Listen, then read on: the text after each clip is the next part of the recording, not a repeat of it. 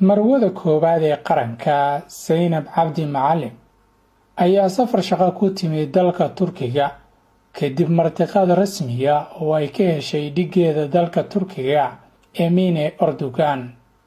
Marwada Zainab ayaa kulan gaar ah magaalada caasimadda ee Ankara waxay kula yeelatay dhigeeda dalka Turkiga, waxaana looga hadlay xiriirka soo jireenka ah ee Somaliya iyo Turkiga iyo sidii loo xoojin lahaa iyadoo dawladda Turkigu ay Somaliya ka taageerto dhinacyo badan. Kulanka waxaa si gaar ah looga hadlay arrimaha caafimaadka hooyada iyo dhallaanka, sidii loo horumarin lahaa tacliinta haweenka, arrimaha nabadda iyo horumarinta. Dhinaca kale, marwada koobaad ee qaranka Zainab Cabdi Macalin ayaa lagu casuumay munaasabadda maalinta Afrika oo lagu qabtay xarunta dhaqanka ee guriga Afrika, iyadoo maalinta Afrika loo qabto munaasabado kala duwan.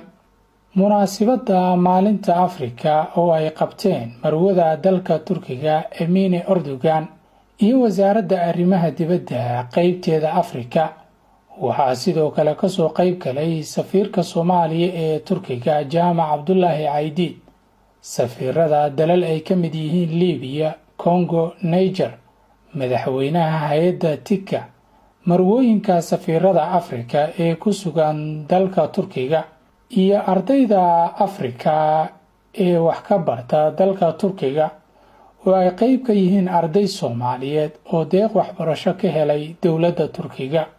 Marwada koobaad ee Soomaaliya Zainab Cabdi Macalin ayaa khudbad dhinacyo badan taabanaysa waxay ka jeedisay munaasabadda maalinta Afrika. Waxay ugu horreyn ka hadashay taariikhda Soomaaliya iyo siday hormuud ugu ahayd qaaradda Afrika iyo muhiimadda uu leeyahay xiriirka Turkiga iyo dalalka Afrika. Marwada Zainab waxay ka hadashay xiriirka walaalnimo ee Turkiga iyo Soomaaliya iyo sidii uu shacabka Soomaaliyeed Turkigu u garab istaagay waqtigii adkaa. Waxay sheegtay inuu yahay saaxiibka dhabta ah kadib markii madaxweynaha Turkiga oo xilligaasi ra'iisul wasaare ahaa iyo marwadiisu ay booqasho taariikhi ah ku tageen Soomaaliya sanadii 2011, taasi oo indhaha caalamka ku soo jeedisay. Turkey is a true friend and supporter of Somalia. We cannot forget. Waxay uga mahad celisay madaxweyne Rajab Tayyip Erdogan iyo marwadiisa hiilka dhabta ah ee ay Soomaaliya u muujiyeen, iyagoo ka hirgeliyay mashaariic kala duwan sida dhismaha wadooyinka, guryaha, isbitaalada iyo dugsiyo waxbarasho, iyadoo sidoo kale Turkigu uu tababar siiyo ciidamada Soomaaliya.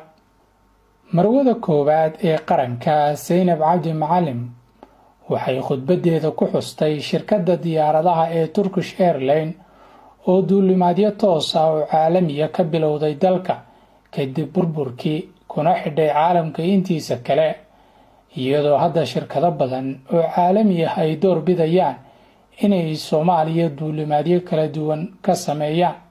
Ugu dambeyntii, munaasabadda maalinta Afrika waxaa soo xidhay marwada koobaad ee dalka Turkiga Emine Erdogan, iyadoo ku dheeraatay xiriirka Turkigu uu la leeyahay dalalka Afrika iyo taageerada kala duwan ee uu siiyo, taasi oo qayb ka ahayd waxyaabihii munaasabadda lagu soo bandhigay.